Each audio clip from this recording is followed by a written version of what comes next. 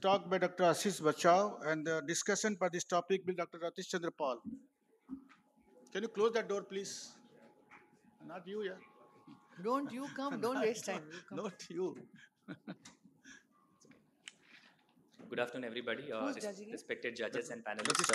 I'm going to talk about an innovation in surgical training and next slide.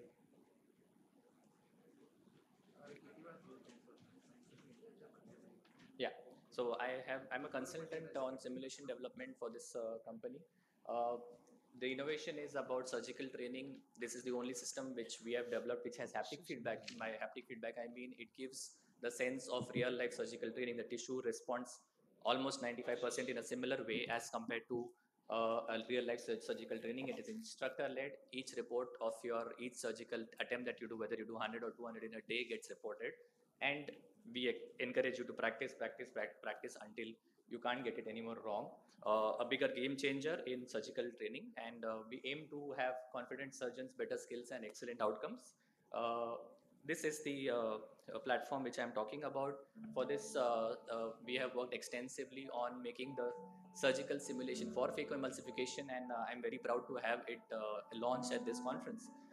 The beauty of it is, as I said, it has instructor-led training. It has haptic feedback. The tissues respond the same way, whether you want to have the IOP high, IOP low, whether there is aqueous leak, chamber falling down. There are these guidelines which help you to know exactly where to make the incisions, whether it's a clear corneal incision or a limbal or even a posterior incision. And the way you make a capsular excess, how does the capsular excess feel when you do it, whether you use a cystitome or a utrata forceps. So all these steps have been taken into consideration. The best part about phacoemulsification development that most of my team was involved in was about making a foot pedal to begin with, and then going reverse with the team that we have. How does the tissue feel when you start trenching? How does it feel when you make the trenches deeper? What do you see? What are the complications that a novice surgeon would entail?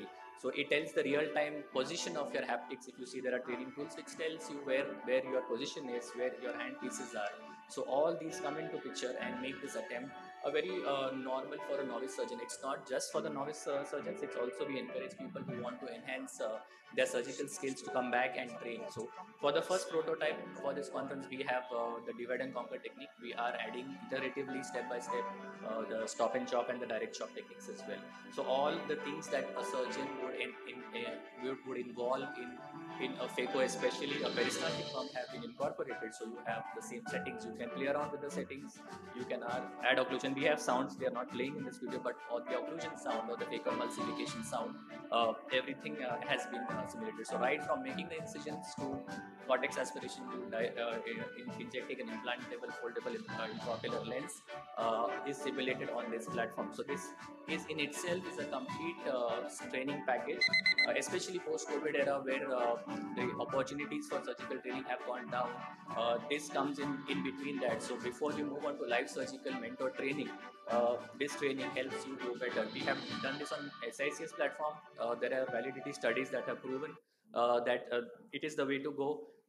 Simulation-based training enhances skills, reduces complications, and better outcomes to patients. We have already have this incorporated in some of the major training institutes worldwide. Arvind L.V. Prasad in India. It is definitely a bigger game changer in the sense you have more confident, happy surgeons, happy trainers, and in the end, the outcomes are good because nobody is experimenting anymore when they are doing live surgical training. I thank you for your attention.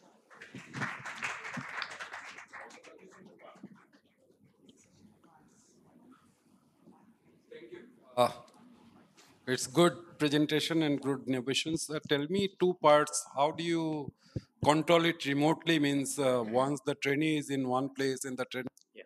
So we have a remote training option also. So we go back to an institute, train their instructors. They are also there on site. But we have our own people looking from it remotely. So we have a live session going on, and instructors guide you to do the training themselves. Yes. So beginning of the training, we go there. Once we are comfortable knowing that one of the instructors on site who happens to be a senior surgeon and somebody who's going to do live surgical training with them is there, then we come back and then we do a remote training session. We have a data system which is called the performance management.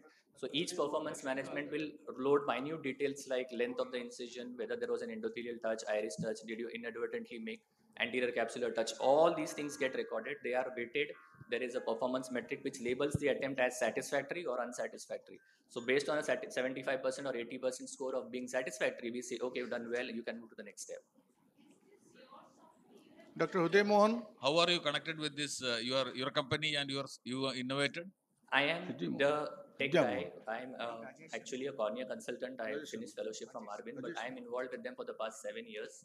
I give specification. My team gives specification about how much IOP it should be, what should be the incision. So in a way, yes, it is my. I am not funded it, but I am thoroughly and deeply involved in its development. So yeah. Already available in the stall. Please, everybody is welcome to visit stall 123B and take a demo. Okay, thank you, Dr. Ashish. Thank you. I think All the please best.